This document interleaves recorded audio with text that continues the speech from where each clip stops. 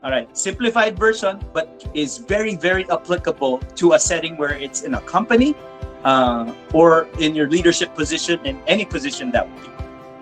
So brainstorming, parang ganun rin yun, no? Pero whether it's individual or in a group setting, tinuturo rin yan, right? In a piece of paper or sa whiteboard kung madami kayo sa room, no? Yan, sulat lang kayo ng sulat. Ano ba sa tingin niyo yung problema? Sulat lang. Sulat lang. Sulat lang. Sulat lang. Tapos kapag naubusan na ng sasabihin yung grupo or naubusan na yung brain cells nyo na mag-isip kung ano yung problema, then mamimili na kayo. Ito pala yung mga yung problema natin sa kumpanya or sa sarili ko, no? In regards to time management. But importante yun. Kasi kung magre-recycle, kung ibabalik natin doon sa pinakaunang slide, meron tayong nakasulat doon na familiar and unfamiliar, no? Meron tayo na problema or solutions na familiar sa atin at meron tayo na hindi tayo familiar, yung mga unfamiliar. Why is that? Because in any situation, I promise you, kahit sa sarili mo, kahit sa grupo, meron tayong tinatawag na Johari's window, ano? Yung kung hindi kayo familiar doon, yung Johari's window is your blind spot. So, kung nakatingin ako dito, hindi ko nakikita yung sa likod ko.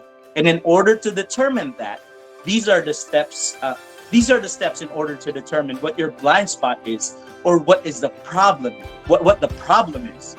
Because you don't see it right away because your vision's only this way. Okay, so yung mga examples dito, no? Brainstorming tayo, withholding judgment, encourage freewheeling, aim for quantity, not quality. Importante lahat, pero nagsistand out sa akin yung judgment, no? As a leader, you don't want to tell your troops or to tell the people that's working for you or with you na mali sila. Kapag nagbibigay sila ng, boss, ito po yung problema sulat mo yan. Tapos take it into consideration. Hindi yung, Diyos ko, hindi yan yung problema. Kasi isang way yon na hindi na sila magsasalita at magpupursige para i-solve yung problem. Sa'yo din, individually, sa time management, sulat mo lang ng sulat.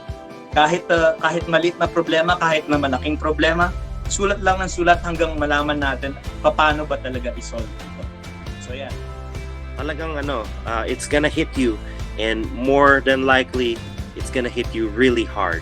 So just remember, kailangan mo talagang you need to redo the process, whether that's starting from the first O, which is observe, or maybe merong mali dun sa ni-research mo na data or data, and then meron kang kailangan mas puntiryahin pa. Maybe your priorities weren't as good as you intended it to be, di ba?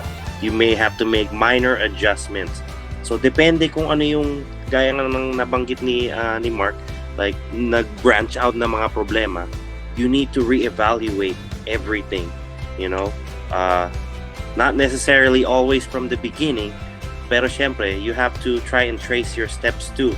Kung saan ba, where can I improve, either the solution or maybe change gaya nung nakasulat dito sa slide na to, whether if it's a technical order or an instruction, di ba, or a policy thing.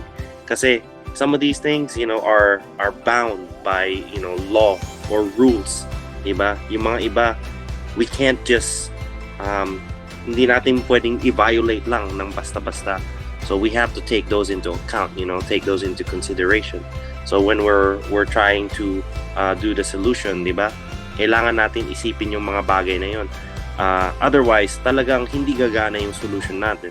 And we're just gonna go on a loop ng hindi natin nalalaman kung ano talaga yung mga kailangan nating baguhin sa whether sa sarili natin o sa mga tauhan natin, di ba? So you have to be honest. First thing, you have to be honest with yourself. As a leader, you have to be honest with yourself, and you have to be honest with the people you are trying to lead.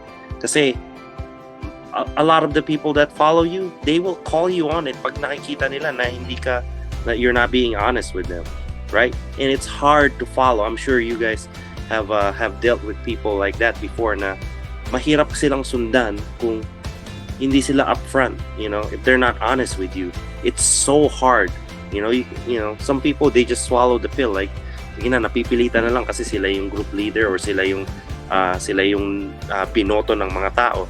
But really, there's always something you can do, and it starts within you.